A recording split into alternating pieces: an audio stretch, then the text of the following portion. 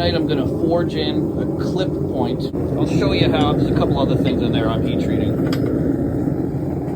But a clip point, let's take a look at a clip point. This Estwing knife has a clip point. It's kind of a subtle clip point. So the edge sweeps up and there's kind of a swoosh here. Pretty often there's a false edge or swedge on it. So if I'm forging a clip, what I'm going to do is I'm going to use the round end of the ball peen and I'm going to hit it like this. I'm going to hit it on this edge, and what that does is it spreads the metal out, and then this tip is going to start to curl that way.